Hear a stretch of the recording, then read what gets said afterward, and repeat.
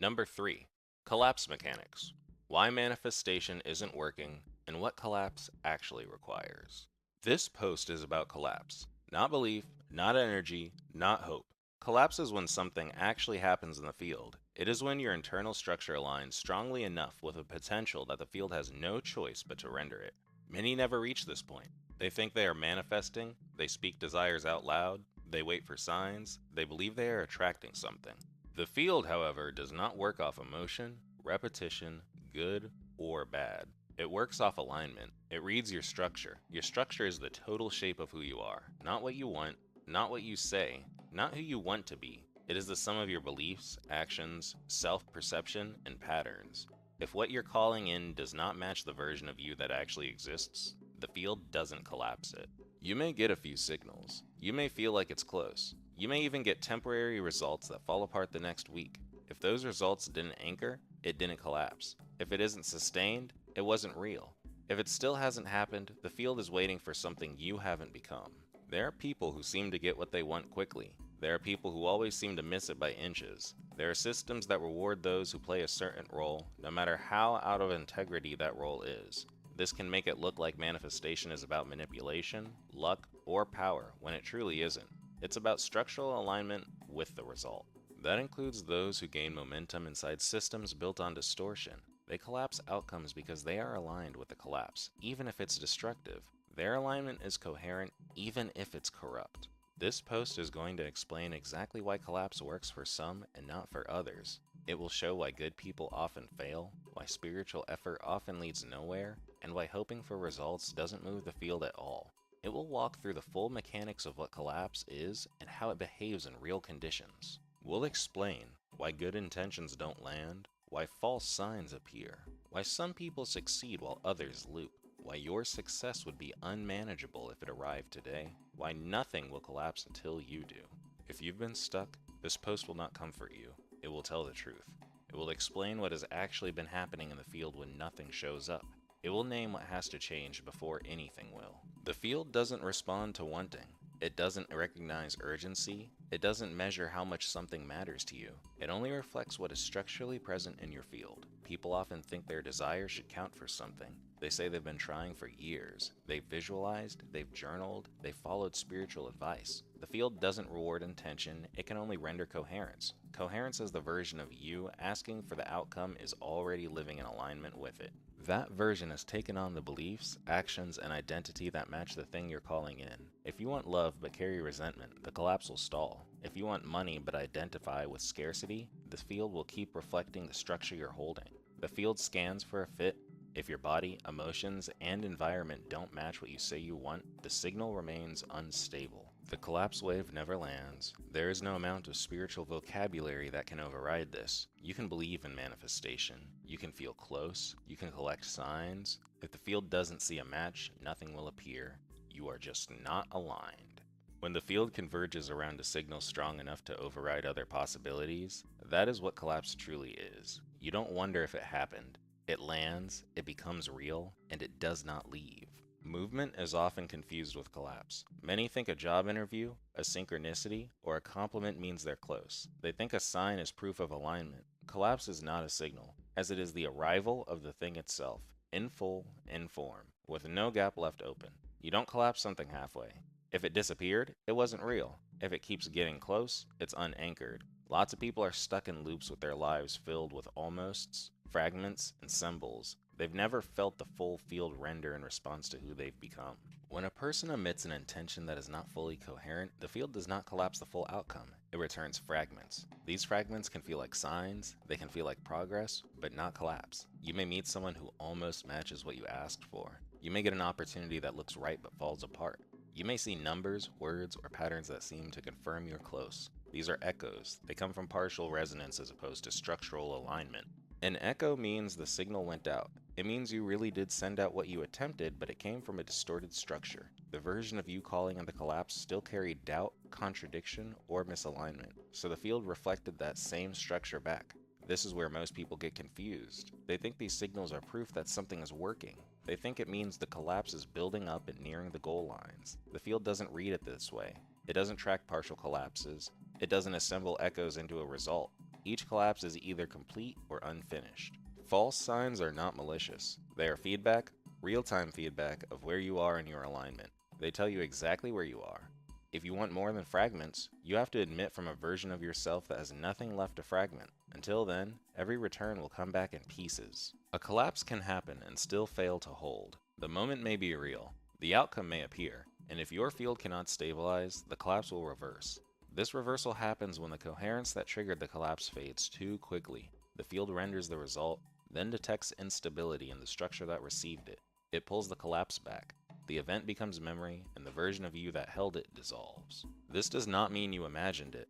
It means your identity was not prepared to sustain the reality you reached. You touched the edge of a new timeline, but the version of you that collapsed it was temporary. This is more common than people realize. Someone lands their dream relationship, then sabotages it. Someone receives unexpected money, then loses it through poor choices. Someone experiences full body healing, then reverts within weeks. These are real field snapbacks. The awareness field updates itself constantly. If your baseline identity regresses, the field corrects. It removes the reality that no longer matches your shape.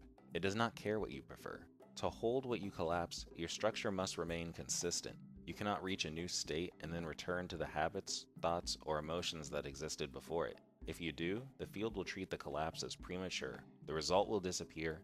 That person who received it no longer exists. Many people collapse results with no effort, receiving jobs, money, recognition, and relationships without spiritual practice, emotional healing, or conscious alignment. While others struggle for years, they follow every method they can find. They stay disciplined, they try to be kind and intentional. Nothing lands. This creates confusion. It makes it seem like the field is random or unfair. Collapse only reflects the most structurally coherent emission. That's it. Coherence means alignment between belief, identity, and outcome. If someone fully identifies with the system they operate in, the field treats them as ready for what the system rewards. It does not matter if the system is extractive, dishonest, or performative. The collapse lands because there is no resistance in the signal.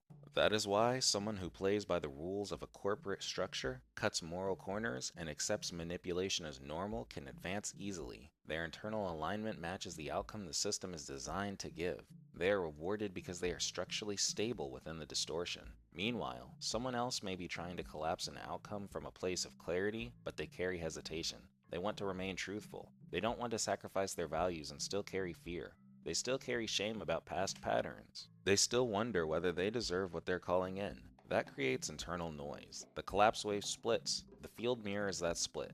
Nothing lands. The primary amount of discomfort comes from misunderstanding what the field reflects. The field is exact. If someone collapses money through deceit, the field didn't favor them, it simply responded to their coherence. If someone fails to collapse love while being kind and honest, it reflects the fact that they still carry contradiction or self-negation. This is not to say that alignment with distortion is sustainable. Over time, those collapses often generate internal instability. People who rise through manipulation tend to fall. The point is that collapse doesn't care whether you're better, it cares whether you're clear. If your structure is split, if you're performing for a result, if your internal state depends on whether the outcome arrives, collapse won't happen because the field has nothing to respond to. There are places in the awareness field where collapse has already happened. Certain outcomes have been stabilized through repetition, mass belief, and structured reward. When someone aligns with those systems, they do not need to build their own momentum, as they can tap into what's already there. This includes things like promotions, job titles, academic success, influencer growth, and investment income. These outcomes follow existing channels. When you align with the rules and identity of the system that governs them, collapse is easy, without being personal, since it's procedural. This is why people who conform to the structure are often rewarded quickly. Their collapse does not have to be built from scratch. The outcome is already fully rendered in the collective field. The moment they match the signal, it snaps into place. This is also why some people feel punished for trying to do things differently. If you don't align with the system, but you still want results, you're not collapsing into a prepared structure, you're collapsing through resistance. You're building coherence where there is no scaffolding. That takes more strength, not less. Trying to manifest wealth outside of capitalism, or love outside of social performance, or healing outside of accepted narratives means you're not just asking for something, you are generating the frequency that makes it possible. The field can still respond, but it will give you what your structure can support. I'm not saying that rejecting the system to feel superior is what this is about. I am, however, drawing attention for you to recognize what happens when you step outside of loops. Collapse will still occur, but not at the same pace or scale of a collective pipeline. You are the source of the signal. You become the emitter. If your field isn't ready to carry that weight, the collapse won't land. People inside the loop are not better off. They're just collapsing through alignment that was already laid down by others. It may be fast, but it isn't free. Most outcomes inside those channels come with an energetic cost. Performance, suppression, compromise. If you accept that cost, collapse proceeds. If you want to collapse without taking on that structure, the process will feel slower. You will question whether anything is working. You will watch others get results and wonder what you're doing wrong. The answer is nothing. You are just not standing on someone else's blueprint. Even when your field is strong, collapse can be interrupted. This happens when the charge generated by your alignment is siphoned, redirected, or scrambled before it stabilizes. Most people don't realize this is possible. They assume if they're coherent, results should appear, but the field is not isolated. It exists within layers of interaction, including other people, systems, and non-physical structures. There are people who pull collapse energy from others. Some do it deliberately, some do it unconsciously. They surround themselves with people in high momentum and feed off their breakthroughs. They attach to other key moments, create friction, or inject small doubts. The collapse reroutes, they gain energy, you lose traction. This happens in relationships, families, work environments, and spiritual communities. It can look like support, but it functions as disruption. The clearer your field becomes, the more important it is to protect it. Collapse theft can delay the materialization of the result you've already begun to call in.